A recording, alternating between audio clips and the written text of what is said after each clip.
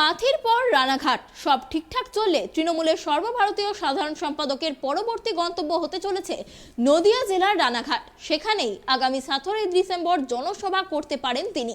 এবারের পঞ্চায়েত ভোটে তৃণমূলের নেতৃত্বে পাখির চোখ হতে চলেছে নদিয়া জেলা, কারণ গত পঞ্চায়েত নির্বাচন থেকে পরবর্তী সময়ে লোকসভা ও বিধানসভাতে এই জেলায় ভালো ফল করেছে বিজেপি। রানাঘাট লোকসভা আসন জেতার পাশাপাশি বিধানসভা ভোটেও 9টি আসন পেয়েছে তারা। তাই এবার শাসক দলের তরফে সেই সব আসন নিজেদের দখলে আনতেই এবার প্রথম থেকেই উদ্যোগী হয়েছে বাংলার শাসক দল। প্রসঙ্গত, নভেম্বর মাসে রাস উৎসবের সময় 3 দিনের কৃষ্ণনগর সফরে গিয়েছিলেন মুখ্যমন্ত্রী মমতা বন্দ্যোপাধ্যায়। রাজনৈতিক জনসভার পাশাপাশি অংশ নিয়েছিলেন শান্তিপুরের রাস উৎসবেও।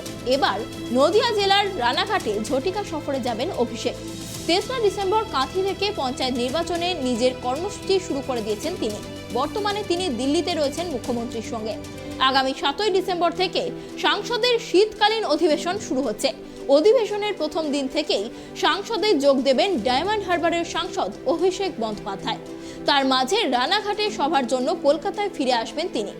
একদিনের জন্য রানাঘাটে গিয়ে জনসভা করবেন তিনি।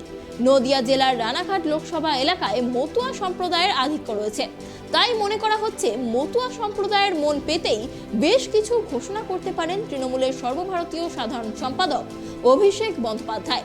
সিএএ নিয়ে আগামী দিনে মতুয়াদের মধ্যে জোর প্রচারে নামতে পারে বিজেপি। কৃষ্ণনগরের সভা থেকে সিএএ এর পাল্টা প্রচারও করে এসেছেন মমতা। অভিষেকও সিএএ নিয়ে বক্তৃতা রাখতে পারেন বলে মনে করছে রাজনৈতিক মহল।